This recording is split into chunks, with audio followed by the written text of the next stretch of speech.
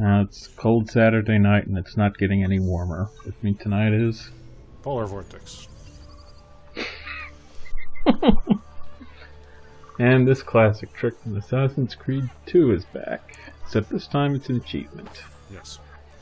Steal, pay, bribe the hero, then steal to get your money back. It's not quite bribing Peter to pay Paul, but it's something. No, you're like bribing that. Peter to steal. You're bribing Peter to pay Peter. Or pay. Sorry. You're bribing Peter to pay Ezio. Well, I did say it was something like that, didn't I? Yeah.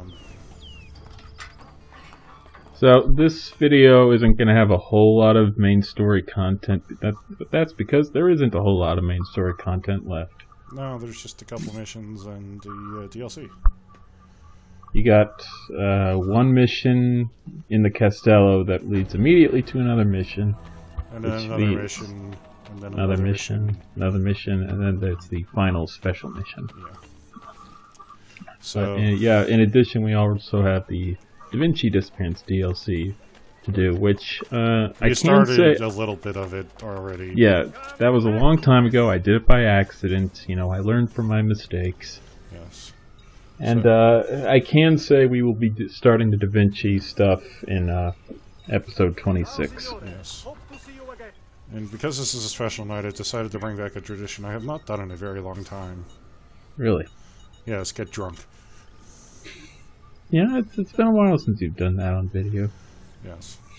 I'm currently enjoying Treehouse Brewery's 1000th batch of triple note. It's triple note. Triple shot. See, it's so cold. I wouldn't really want to drink anything cold. It is a very cold day today.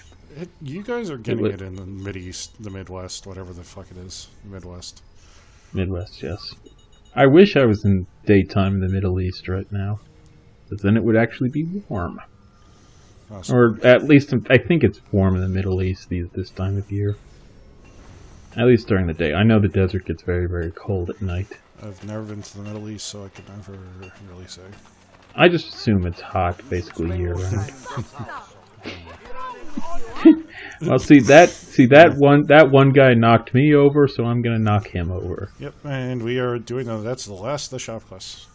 Yep. To get Exotica, which is the special Grease and Vambrace. What is it? The Susan. Were these the? It's similar. Was this the armor from Assassin's Creed 2? That was the second. I don't think it was. I think that was. Hohenhofer or something. Some German metal worker. Yeah, it was... I don't think this set was in there, but... Yeah, I don't think this set was in, but I was just curious about the name, if it was... Whatever. I don't know. The thing with this outfit...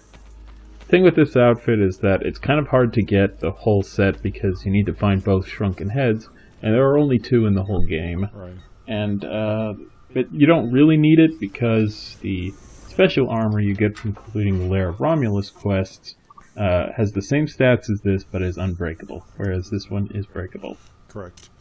This was really like the last time they really pulled that trick off in the series, because in Revelations you had more than one type of super armor. And, oh yeah, that's right. I can't remember if they were all unbreakable or not, but there were multiple ones, because you could... Actually, they probably were, but there were like 2 or 3 of them, because there was the Master Assassin outfit, which was probably the easiest one to get. Yes. And then you also had the other cool one, which... Ishak Pasha's armor. Ishak Pasha's armor. Actually, the Persian headgear does make a comeback in Odyssey from that armor set. Really? Yes. Neat. Yeah, Revelations has the same deal, where there's a endgame armor set that does the same thing, where it provides the same stats, but it is breakable. And there are 2 super outfits that are unbreakable. Right. But unlike this game, you don't get it by doing all the layers of Romulus or the special challenge layers, because Revelations, you do the special challenge layers as part of the story. Yes. And so instead it's by either like locking down all of the side quests. It's locking down all the quests or collectibles. Or book pages. Yes. And then doing Hagia Sophia. So, the Vatican. We have not actually been in this area of the map since the very first video, and that was mostly cutscene stuff. Yes. Sort of pseudo cutscene because it was actually playable. But yes. last time we saw this particular area of the map was when we were running out of here with Mario. Yes. Directly following the end of Assassin's Creed 2. It's a Mario, your uncle. Yes. And then got blown up by a cannonball or something. I forgot how he died. He died. Yeah, he's dead. He's totally dead.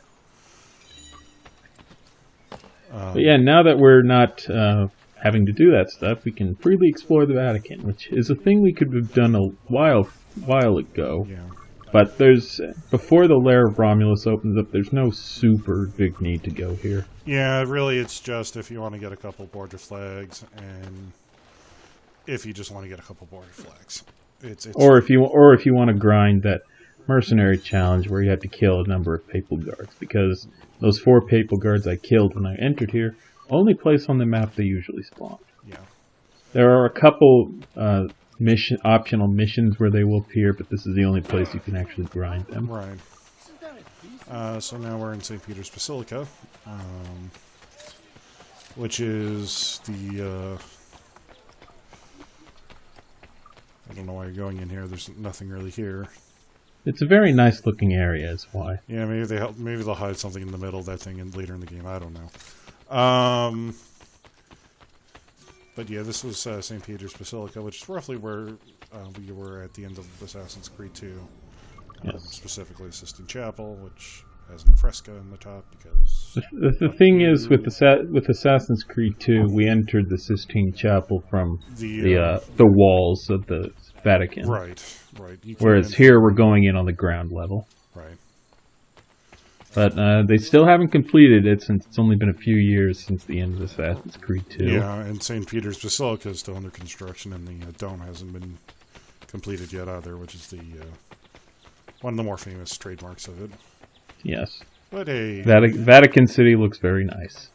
Or at least the St. Peter's Basilica part of it does. Yes. Is Vatican City very small. It's only like a few blocks in the center of Rome. It's not really Rome. It's its own, technically, its own little city. Yes. It's its own state. It is entirely surrounded by Roma. It's got a wall. At this time, in the political history of Italy, Vatican was part of the Papal States, which was a state directly controlled by the Pope for quite some time, until Napoleon had enough of Italy's shit and conquered the whole place and formally abolished the Papal States. Yeah, but the Vatican still today is its own separate nation state. It actually wasn't for a while. I believe the Kingdom of Italy controlled all of Rome for quite some time, but Mussolini's government entered into an arrangement with the Pope, where the Catholic Church got a carve out of Rome to become Vatican City. So this is St. Peter's Basilica, still under construction, though they are conducting masses here. Yes, and this is not the same place as the end of Assassin's Creed 2, for the record. Yes, this is the main church, but the place in Assassin's Creed 2 was the Pope's private chapel. Well, not his private chapel, but where the Pope conducts his services in his capacity as the Bishop of Rome, which is his other title. Pope holds many titles. Bishop of Rome is one of them. Well, the Bishop of the Rome is the main title because that's what would be the title of Paul, and essentially the successor of the original pre-Reformation.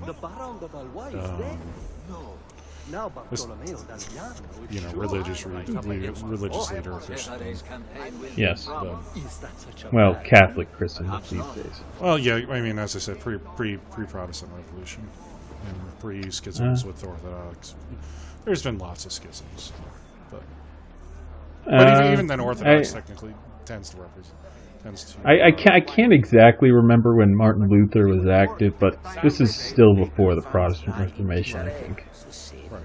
I think maybe one of the Orthodox. I can't remember the Orthodox schisms. Even then, they kind of still recognize the Pope. They just have issues with some of the The schism with the Eastern Church was like 1060 or something.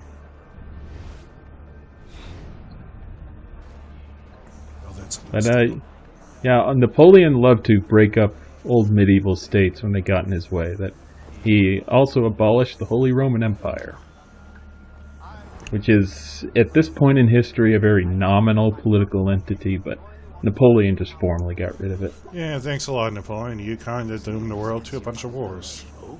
And he instead renamed it as the Confederation of the Rhine, I believe. A much less catchy name. Yeah, and then you had the States of Prussia, and then Prussia finally kind of got itself together again. And then we had a bunch of wars. Thanks. It's all very fascinating stuff. And this is near the very start of the game. Machiavelli had the impression that the followers of Romulus were being controlled by Templars within the Catholic Church, and turns out he was exactly right about that. Really? Yeah, what did I guessed? Machiavelli is a very cynical man and assumes the worst of people's motives. Yeah. So, these are the last follows of Romulus we will see for the game. Goodbye, guys. Yep, that's it. They don't spawn anywhere on the overworld. If we want to fight them, we'll have to replay some story sequences. But I will not be doing that. So do not count on that. Assassino. You will not get me. But yeah, this is a really cool lair of Romulus because unlike the other ones, which were all like grimy sewers and abandoned Roman ruins, this is actually a place that's in use. Yes. This is also one of the few. This is, of course, a chase-based one, and the bonus objective was time limit.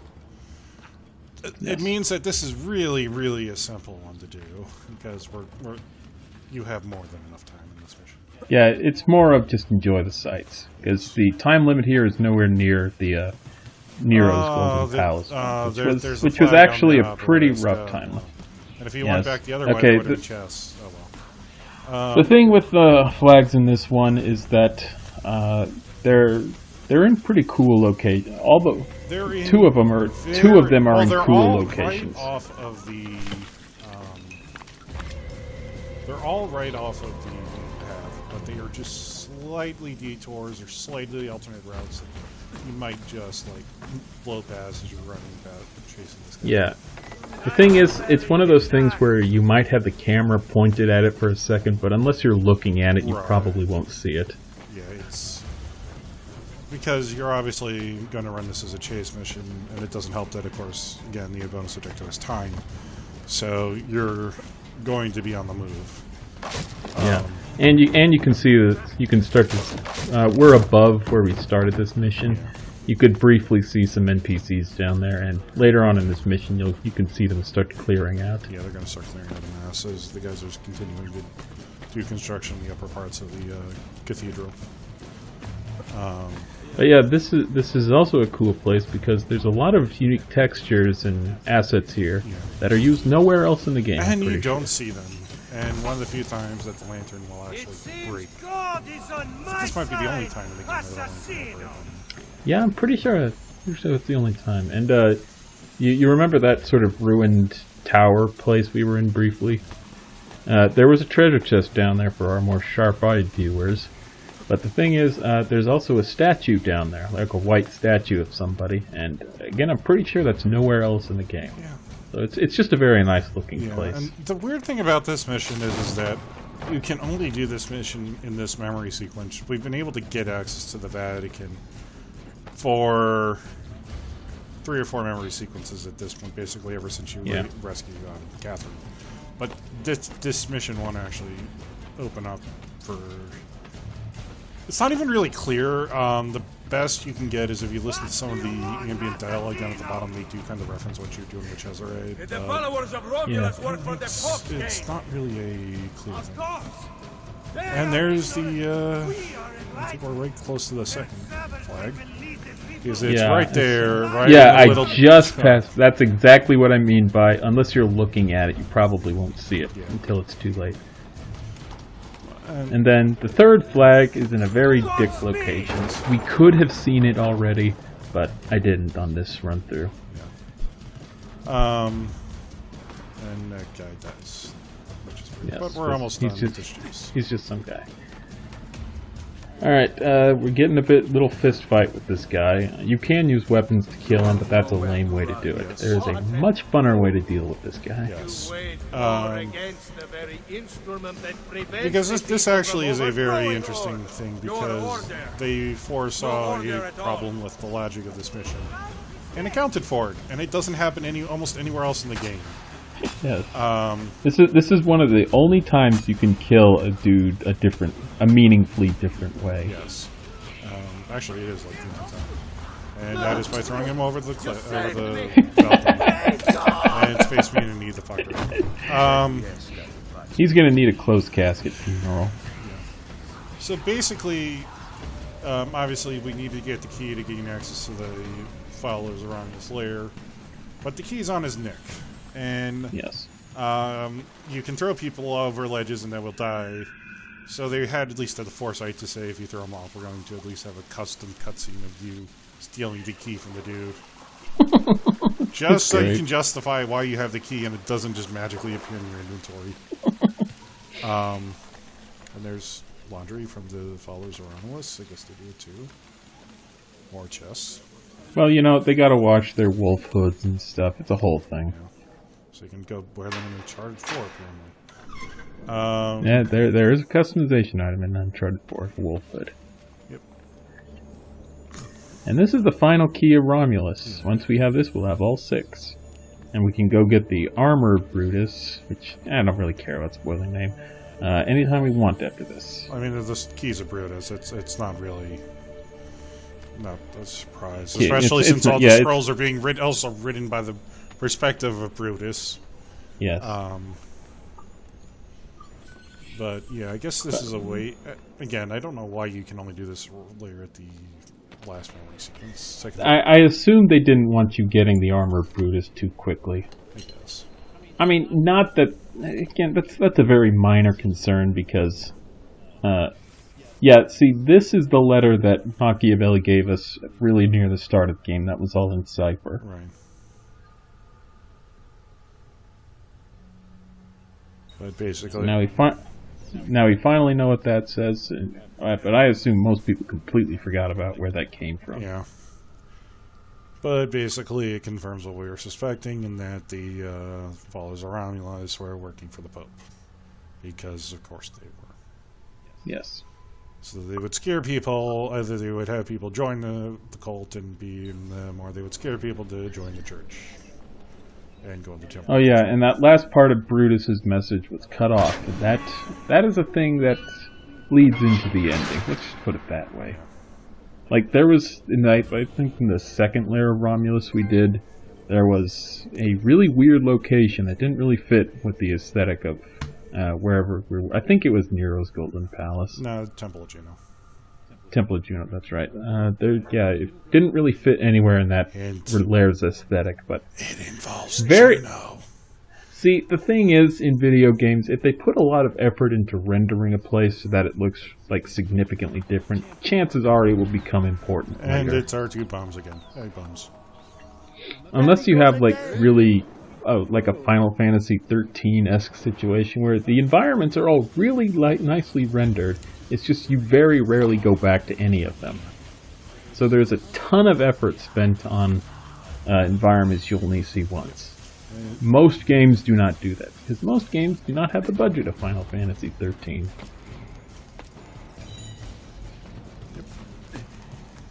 Okay, and the third one. The third one you have to be very careful with, but not before we deal with this guy again.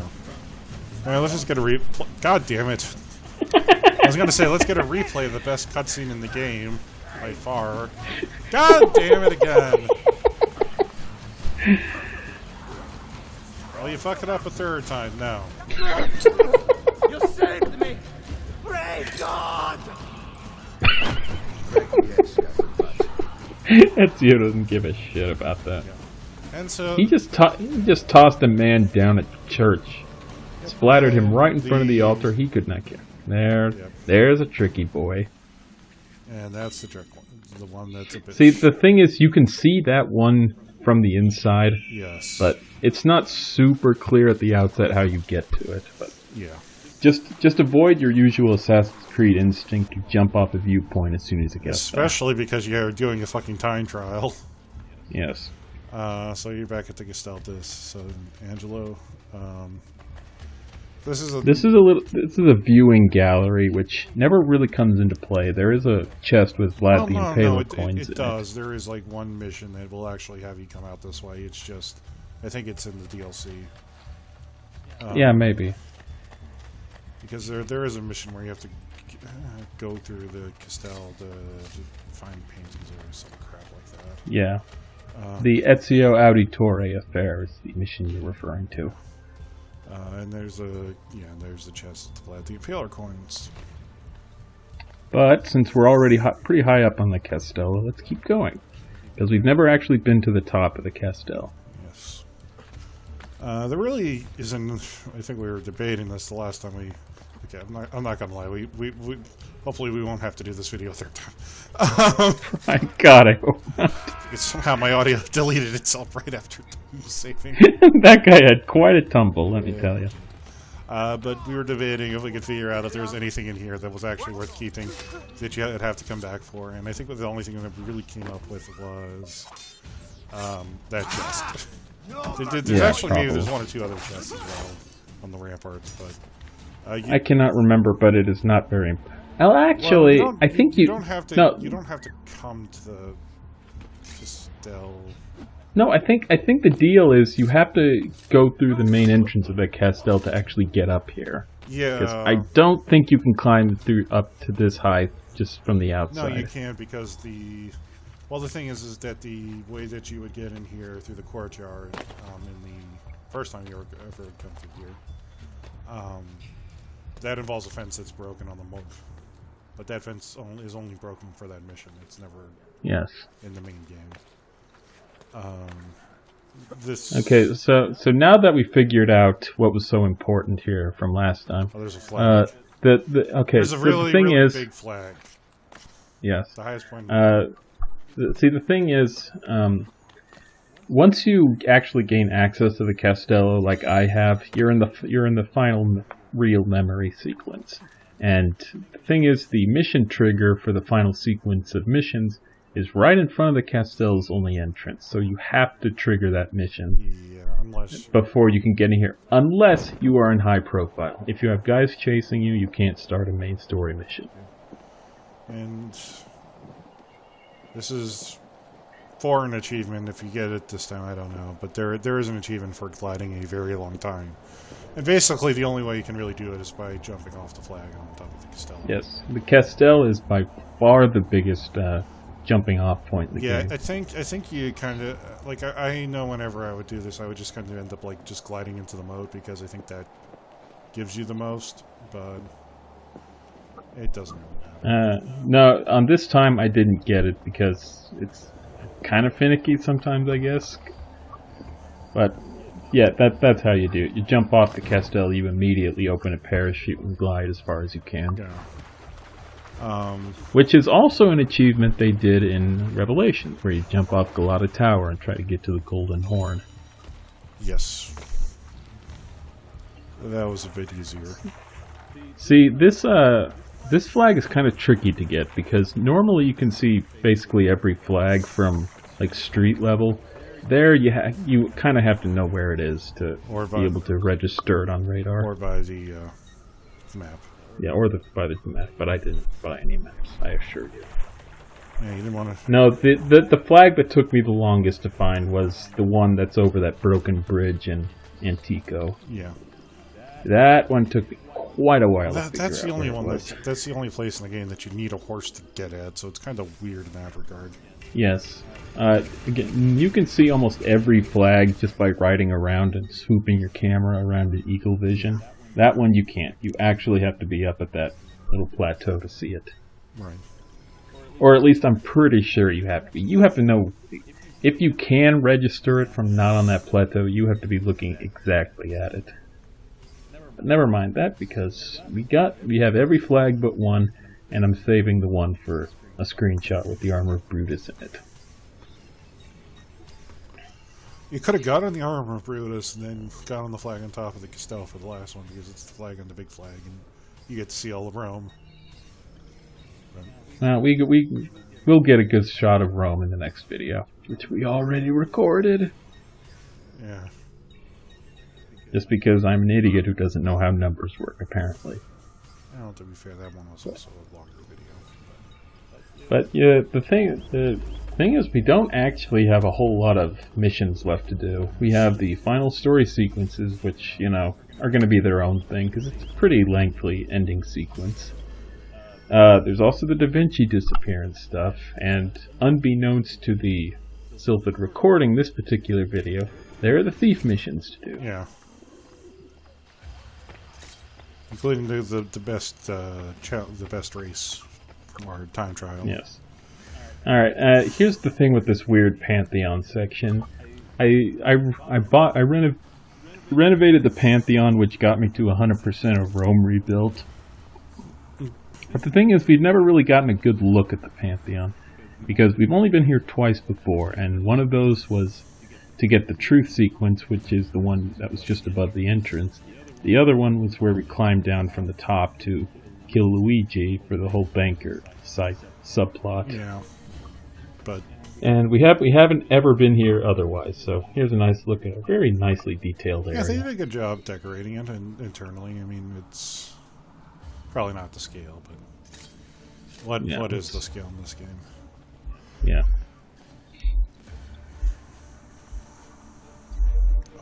Yes, the Pantheon used to be a big temple to the Roman gods, but obviously when the Christians took over, they considerably renovated it into the current form. This was a mission where we had to, like, distract dudes with, like, things and whatnot, and... Yeah, on the first recording, we thought this was taking over the final district, but we took over the last district quite some time ago, actually. Yeah, well, it's like he's, like, hiding in the same spot. Yeah.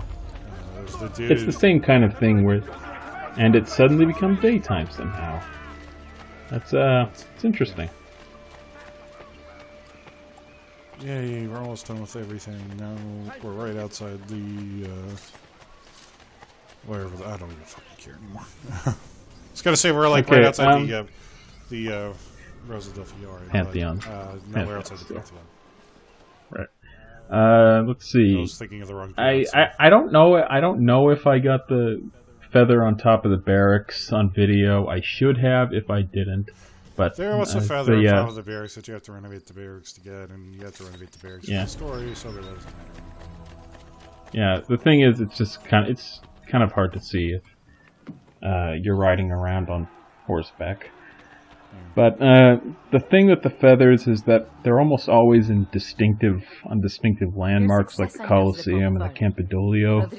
So that is a thing they will also do in Revelations, where they put the memoir pages on specific landmarks usually. Yeah. So I don't think there's. I think they actually all the feathers are on specific landmarks. If they aren't purchasable landmarks, they are at least landmarks in the distinctive areas of the map sense. Yeah, but there's and you can see that gold wolf icon. That's where the armor of Brutus currently is. We can go pick it up anytime. Yeah, that was roughly where we originally. That was, I believe, where the old Roman common was, where we fought the followers of Romulus for the very first time in the game. Just downstairs. And it's where the historic Roman Forum was. That's what I'm thinking of, the Roman Forum. Not the Roman Commons, the Roman Forum.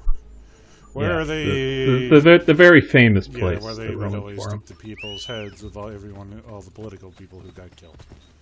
Because, of course, they would. Yes. As you can see, Rome has grown quite considerably since, like, 500 BC or something. Well, the time period I'm thinking of would be roughly around 50 to 30 BC. That would be the heyday of the end of the Roman Republic with the establishment of the Roman Empire. One thing that always kind of gets me about ancient history is you always kind of read about it in a chronological order. Like first you have Yeah. the Mesopotamians, and then the Egyptians, and then the Greeks, and then Alexander. Let's The jump thing is, ahead. a lot of important things were happening around the same time. Like at the time Alexander was conquering the Mid East. Rome was kind of really getting its shit together in terms of power. They were building a pretty big power base just west of Alexander's. They had started. empire. They had started. I mean, obviously, Alexander mostly grew out of Alexander really grew out of the power vacuum that was created after the fall of the Persian Empire, after the Greeks essentially ended it, or it ended the major. Well, no, the thing is, yeah, the Greeks basically stopped the Persian Empire's further advance west. Yeah, and then, But they still controlled the entire Middle East and were a pretty big power player. Ultimately, though, Alexander is the one who conquers the Persian Empire, but the Greeks kind of checked it, Yeah, and then they kind of went off and fucked off and did nothing with the Peloponnesian Wars. But while Alexander was marauding around, Rome was building a pretty sizable power base at the same time. They had started to, but they really weren't. They're still a little bit later in the grand scheme of things. Yeah, they were a little bit after Alexander's time, but it wasn't like a huge distance of time between Rome's ascendancy and Alexander's conquest. Yeah, so this challenge is kind of a nice bitch. It's just really it's just trying to counter the people of the Royal Guard so you can get their fucking sword. And I messed up my first time, which is why it was fading out. There was a subtle jump cut at the beginning. Very subtle. I'm still a master of those. I caught it. See, the thing with 2D games is that you can usually get away with jump cutting a bit more because, you know, it's 2D, the sprites and stuff. It's easier to camouflage it, but 3D, much especially harder. in a game like this where you have a bajillion NPCs on screen, so it's hard to... Unless everybody's off screen, it's very hard. And this is going to be a super hard mission of trying to kill the Pope. Yeah, this is gonna be a test of everything we've learned. Yeah, just run up to him and stab him in the back. And we'll kill these guys because I still have that mercenary challenge to kill all the kill a bunch of papal guards. I think I just shot him in the head with a crossbow. Also a legitimate tactic. This is not the last few assassin challenges kind of suck. Yeah, it's just kind of, you know, it's the end of the game. Just finish this up. Alright, this one is in that weird gated off courtyard. We infiltrated the Castel Sant'Angelo earlier in the game. But I will note at least a funny thing is that if you call your assassins here, like I will do shortly, they're trapped here. There's no way for them to get out. Yeah, this is definitely one of the and actually, I didn't know you could like directly weapon counter kill the spear guys. I'm surprised I did it just then. Yeah, I think generally it's hard to because they don't generally do the thrust; they do the sweep. And the sweep is like, fuck. Yeah, they're crouching because they've got nowhere else to go. And that's it for the assassinations. Goodbye. Good timing. Alrighty, let's